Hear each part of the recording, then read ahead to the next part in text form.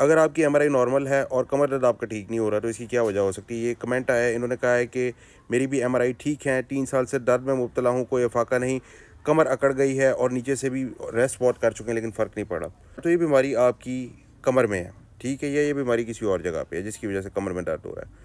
चलें पहले तो इस बात पे बात करते हैं कि और जगहों की बीमारी जो कमर दर्द कॉज कर सकते हैं वो कौन सी होती हैं। लबलबे की बीमारी जिसे पैंक्रियाटाइटिस बोलते हैं उसमें भी कमर दर्द हो सकता है। उसके अलावा गुर्दों की बीमारी में, स्पेशली जब गुर्दों में पथरी होती है तब भी मरीज़ में कमर दर्द हो सकता है। पेशाब की नाली में प्रॉब्लम हो, प्रोस्टेट की बीमारी हो, उसमें भी मरीज़ों को कमर दर्द हो सकता है। ये कुछ मोटी मोटी कॉजेज़ हैं।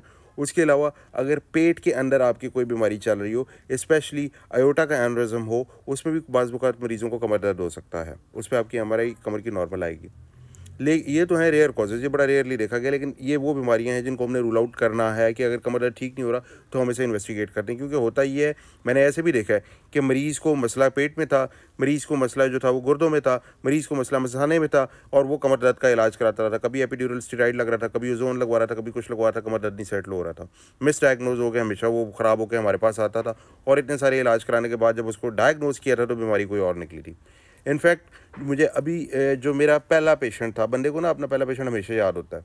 जब मैंने प्रैक्टिस शुरू की थी तो जो मेरे पास पहला पेशेंट आया था ना, उस पेशेंट को कमर में दर्द हो रहा था और किसी से डायग्नोज नहीं हो रहा था।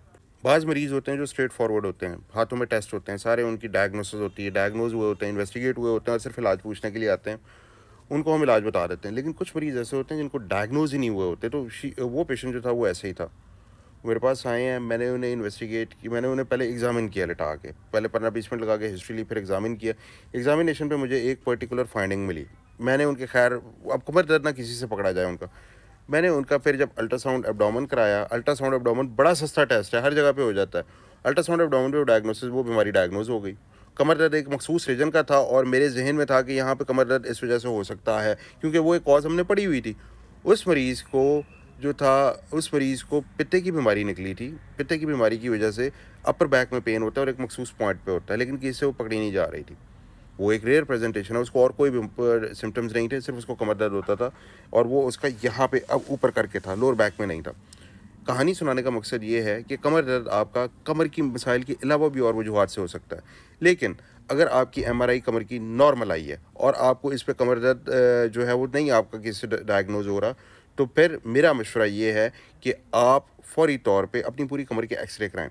ये होल कमर के एक्सरे आपके 3-4 हज़ार में हो जाएंगे। उसकी एपी और लैटरल व्यू कराइए। उस पे एक्सरे पे एक रफ़ आइडिया हो जाएगा कि क्या ऊपर वाले लेवल पे बीमारी तो नहीं है, कोई मोरा तो नहीं टूटा हुआ, कोई मोरा आगे पीछे तो नहीं है, या हड्डी तो नहीं कम, हड्डी का साइज़ तो नहीं कम हुआ, या हड्डियाँ ऊपर तो नहीं चढ़ गई। ये एक्सरे पे नज़र आ जाता है। क्योंकि कमर दर्द अगर कमर की वजह से हो रहा है तो या वो आपकी डिस्कों में मसला है, या लिगामेंट में मसला है, या आपकी हड्डियों में मसला है। अब डिस्क और लिगामेंट एमआरआई पे नज़र आ जाते हैं, लेकिन जो हड्डियाँ होती हैं वो एमआरआई पे इतना अच्छा आइडिया नहीं होता, उसके लिए हम एक्सरे कराते हैं।